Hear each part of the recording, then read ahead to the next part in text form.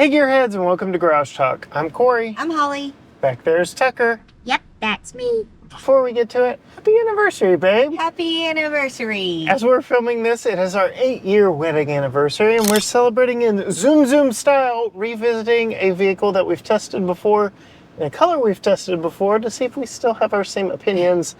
This is the 2024 Mazda CX-50 2.5 Turbo Premium Plus all-wheel drive. In this video, we'll tell you how it fits our family of 3. Stay tuned.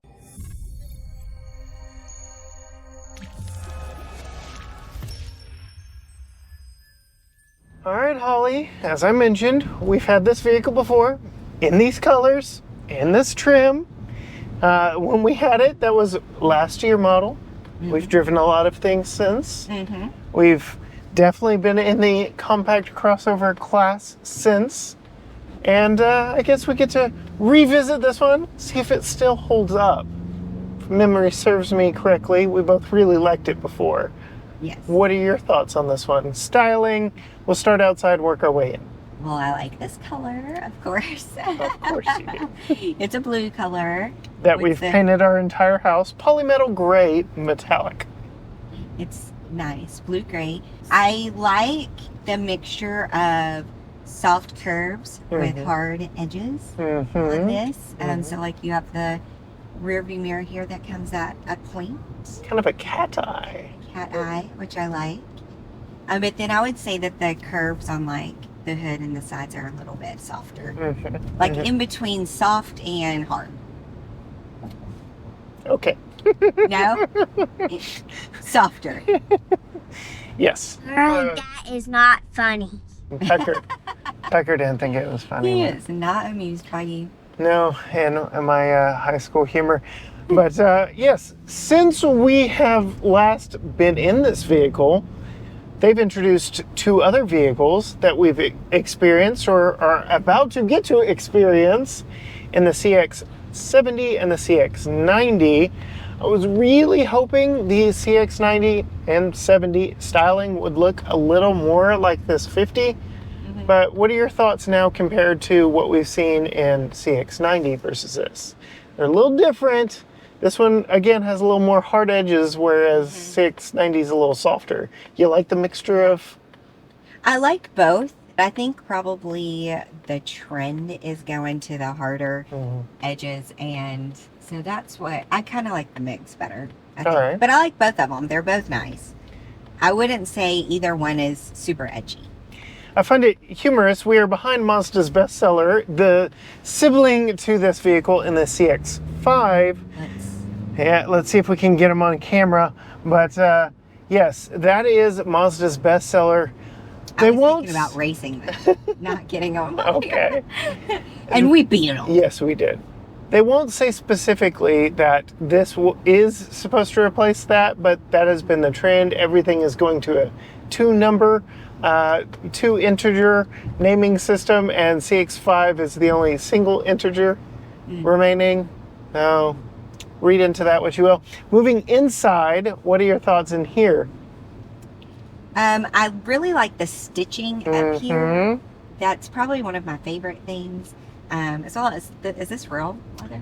Probably not. Probably not. I mean, that's what I think. Yeah. It's probably not because of the price point of these cars, but it's soft and you can't tell that it's not real. It looks really nice.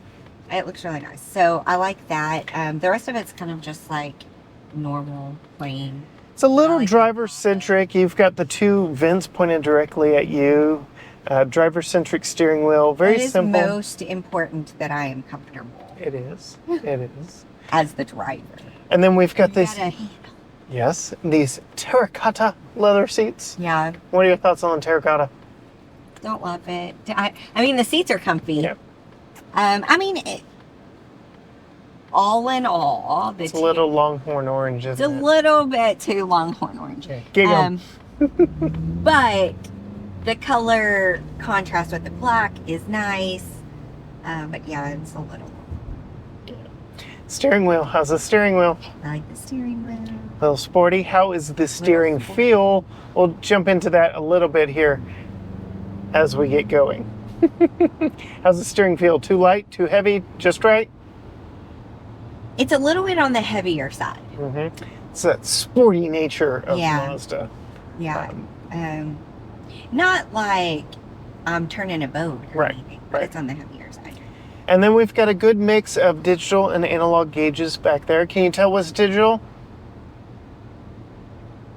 The speedometer. Yeah, but could you tell it's digital? When I first got in, no. But when I looked at it, you know what gives it away is the arrow. Yeah. Well, let's see. If I push, it doesn't attach to anything. If I push this button, how about now? Okay, now less so. Okay. Less. But you don't even really need to look because head-up display. Yes, so that's. Does it have road sign recognition? This does have traffic sign recognition. I don't believe that it has any. Well, it says brake. Sorry, guys. So this does have traffic sign recognition, so there is that, but it's got to see signs to recognize them. So we've not seen a lot of road signs on this drive so far. Tucker, how's your room back there? Good. Good? You comfortable? Yep. Plenty of leg room for you? Yep. Which I guess is a good segue to putting in Tucker's child safety seat, and then we can talk rear cargo compartment. Putting Tucker's child safety seat back here in the back is a fairly easy process, but I will recommend you visit your owner's manual to make sure you are following all the prescribed instructions from the manufacturer. First thing I want to call out, we do have lower latch points on both of the outboard seats, but not in the center seat. And the covers for them are hard and removable, which is great for accessing the lower latch points, but if you have these vehicles for a lifetime versus a week like we do, finding a place to put these could prove difficult. I typically put them in the center console. Again, we just have them for a week. Another thing I want to point out is this is a 60-40 split bench second row seat that is refusing to slide forward.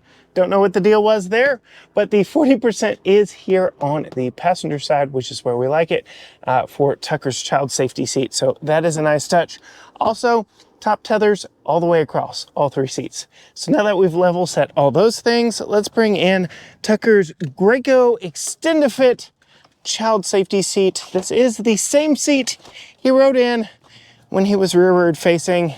And yeah, it's a little bit of a snug fit. So we're gonna have to go around to the front seat and move that front seat forward just a skosh to make sure we've got plenty of room back here. What does that do for me at 5'10"? I mean, it's decent. I could ride up here just fine, no major complaints. I've definitely been in bigger vehicles with worse front seat space with this child seat in the rear facing configuration. One thing I'll note while it's rear facing, or while it was, air vents are only on the back of the center console, not in the ceiling. So if we did have to drive around in a hot summer with him in a rear facing car seat, that is not ideal. Putting the top tether through is very easy. And then again, with those removable latches, latch covers, hooking up the lower latch points should be easy if you line up the latch point just right, but no seating material in the way, nothing like that. You've just got a big wide opening for that latch point that is right there. The height of the vehicle works very nicely for securing this thing down, snug, down, and that's good and tight. Let's go back to the back, put that top tether in, and talk about rear storage. Coming to the back of the CX-50, it is a power opening tailgate. Here on our Premium Plus, there's a little touchpad on the back right there. Makes it very easy to open. You can also open it from the key fob. Putting that top tether in, you can see we've got a nice little bit of cargo space back here. So it's a little bit of a reach. And then when it comes to actually attaching it, it's just a cutout on the back of the seat material. You can see there is a top tether right there. So get a little bit more slack, put that through, and then we can ensure that that is snug and in place. Go ahead and tighten that down one-handed. Don't worry, I'll tighten it down two-handed before long, but I will note that the seat back here does pinch a little on the seating material. So perhaps long-term, you might want to keep an eye on this terracotta leather but otherwise fairly easy to install. I give it a solid A for a two-row crossover SUV. As far as overall cargo space back here, you can see we do have a place for a retractable cargo shade, which I really like.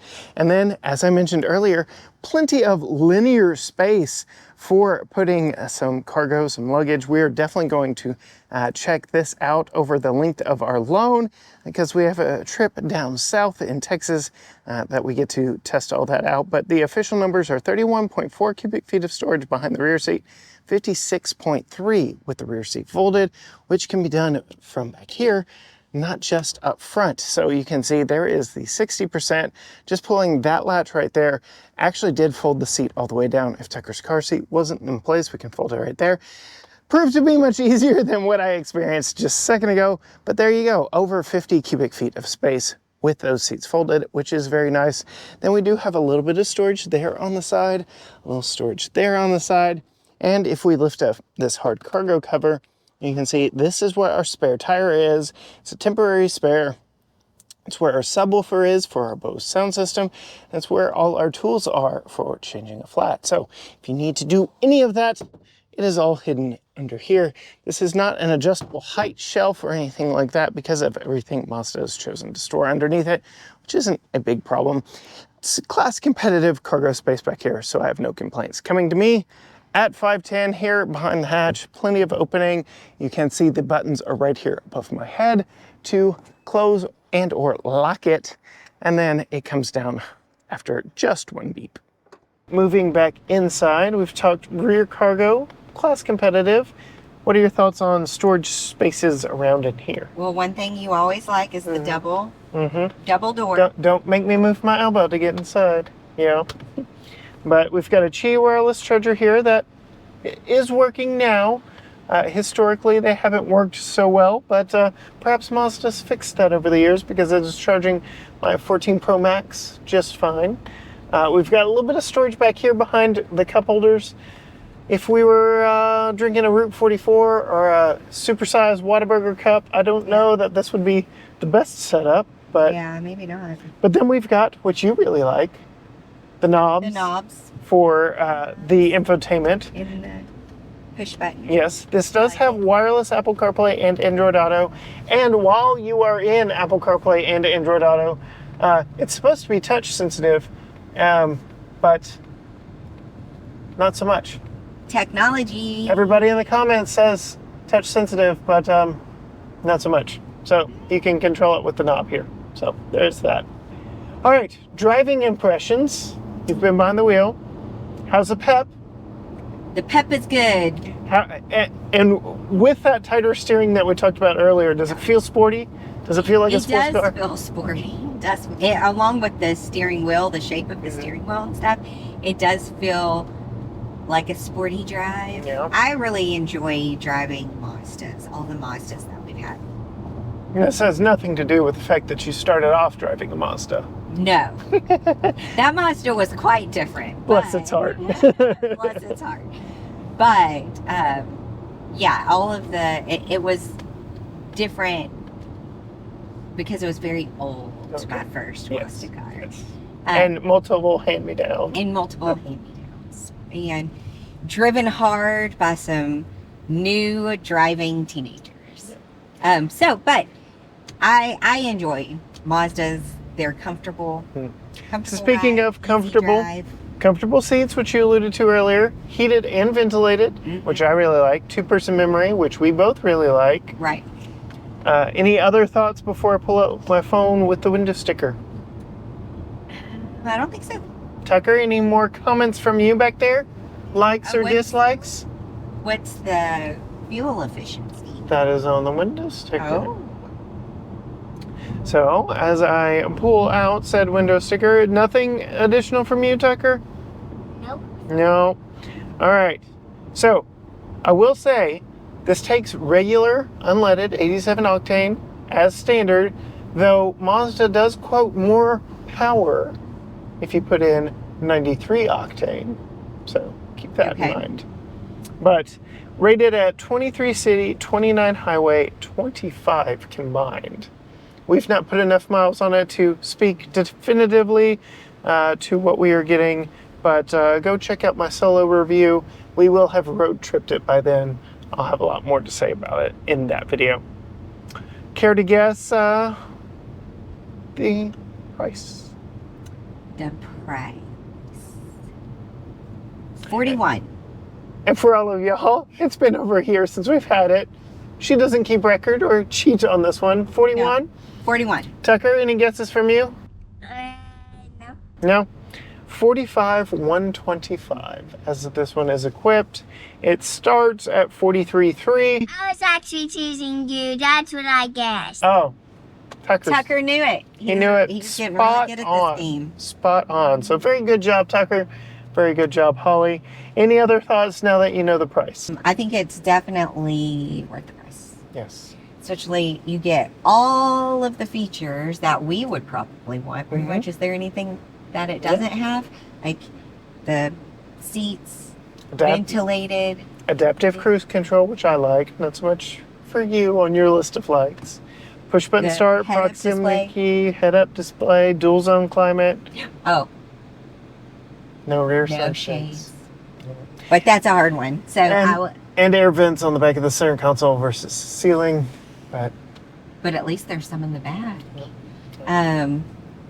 So yeah, I definitely think 45 is a good one. Is it more expensive because it's the sporty package? no. Well, this is the top trim. The top trim. So Okay. yes and no. That's Yeah. that question. But if you want to see more from us, from Holly, from Tucker, go find her on Facebook and Instagram at Female Consumer. You can find all things GT Garage Talk at GT Garage Talk, Facebook, Instagram, X, TikTok, Threads, YouTube, you name it, at GT Garage Talk. Or you can go to gtgaragetalk.com. But as for us, in the 2024 Mazda CX-50 2.5T Premium Plus all-wheel drive, until next time, gearheads. Bye. Bye.